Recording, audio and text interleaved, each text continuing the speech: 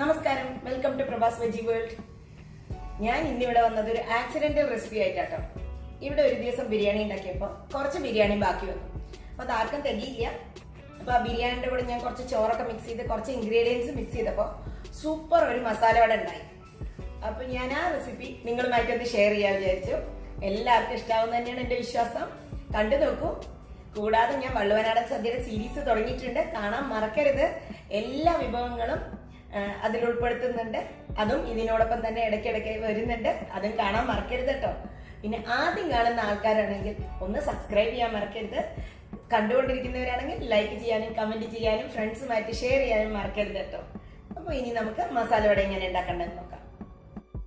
നല്ല മൊരിഞ്ഞ മസാല വട എങ്ങനെ ഉണ്ടാക്കേണ്ടതെന്ന് നോക്കാം. അതിനായിട്ട് 1 കപ്പ് ബിരിയാണിയാണ് എടുത്തിരിക്കുന്നത്. സോയ ചങ്ക്സ് ഒക്കെ ഇട്ട ബിരിയാണി കേട്ടോ. ഞാൻ റെസിപ്പി ഷെയർ ചെയ്യാം പിന്നീട്. ഒരു 3 ടേബിൾ സ്പൂൺ ചോറ് അത് നിർബന്ധമില്ല. 1 കപ്പ് ചോപ്ഡ് ഒനിയൻ, ഒരു 2 ഗ്രീൻ ചില്ലി ചോപ്പ് ചെയ്തത്. ഇനി നമുക്കിതിനെ നന്നായിട്ട് ബ്ലെൻഡ് ചെയ്യാം. ബിരിയാണി ഞാൻ ബ്ലെൻഡറിൽ ഇട്ടിട്ടുണ്ട്. അതിലേക്ക് ഞാൻ കുറച്ച് ചോറിടുന്നുണ്ട്. ഗ്രീൻ ചില്ലി ചോപ്പ് ചെയ്തത്, ഒനിയൻ ചോപ്പ് ചെയ്തത്. ഒനിയൻ തിന്നായി സ്ലൈസ് ചെയ്യേണ്ട, കുറച്ച് വലിയ പീസായിട്ട് ഇട്ടിരിക്കണം. പിന്നെ ഒരു ചെറിയ കപ്പ് സലാഡാണ് ഇട്ടിരിക്കുന്നത്. സലാഡ് ഇല്ല എങ്കിൽ നിങ്ങൾക്ക് 2 ടേബിൾ സ്പൂൺ തൈര് ചേർക്കാം. ഇനി നമുക്ക് ഉപ്പ് ആവശ്യത്തിനിടാം. 1/2 teaspoon chilli powder, 1 teaspoon coriander powder, മല്ലിപ്പൊടി. ഇനി നമുക്കിതിനെ നന്നായി ഒന്ന് ബ്ലെൻഡ് ചെയ്തിട്ട് വരാം. ഇതാ ബ്ലെൻഡ് ചെയ്ത് വന്നിട്ടുണ്ട്. കുറച്ച് വാട്ടർ ആയിട്ട് തന്നെയാണ് ഉണ്ടാവുക കേട്ടോ. ഭയങ്കര കട്ടിയായിട്ട് ഉണ്ടാക്കരുത്, അപ്പോൾ വട നന്നാവില്ല. കുറച്ച് വാട്ടർ ആയിട്ട് തന്നെയാണ്. സലാഡിൽ വെള്ളം മാത്രമേ ഞാൻ യൂസ് ചെയ്തിട്ടുള്ളൂ. ഇനി അതിലേക്ക് 2 ടേബിൾ സ്പൂൺ അരിപ്പൊടി ഇടാം. ക്രിസ്പിനെസ് കിട്ടാനാണ് അരിപ്പൊടി ചേർക്കുന്നത്.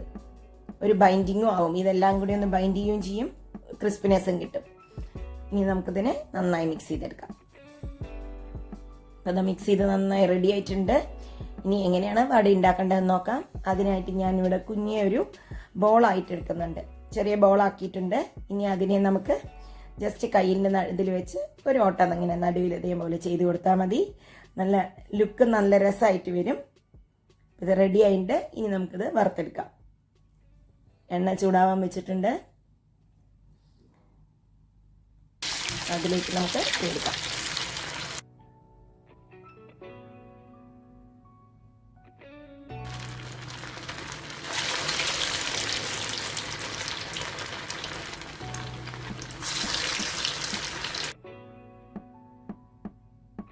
നന്നായിട്ട് അതിങ്ങനെ മുരിഞ്ഞ് വരുന്നുണ്ട് കേട്ടോ, നല്ല ഗോൾഡൻ കളറിൽ. ഇനി ഇതിനെ ഒന്ന് നമുക്ക് തിരിച്ചിടാം. കാണുമ്പോൾ തന്നെ നമുക്കിതെടുത്തിട്ട് കഴിക്കാൻ തോന്നും, അത്രയും നല്ല രസമായിട്ടുണ്ട്. നല്ല ടേസ്റ്റും ഉണ്ടാവാം. നല്ല അടിപൊളിയായിട്ട് ഇതങ്ങനെ മുരിഞ്ഞ് വരുന്നുണ്ട്. ഇത് ഏകദേശം റെഡി ആയിട്ടുണ്ട്. നമുക്കിതെടുക്കാം. കണ്ടോ, നല്ല മുരിഞ്ഞ് ഗോൾഡൻ ബ്രൗണിലായിട്ടുണ്ട്. നമുക്കിത് കോരിയെടുക്കാം. എന്നിട്ട് ബാക്കിയുള്ളത് ഇതേപോലെ തന്നെ കുക്ക് ചെയ്യാം.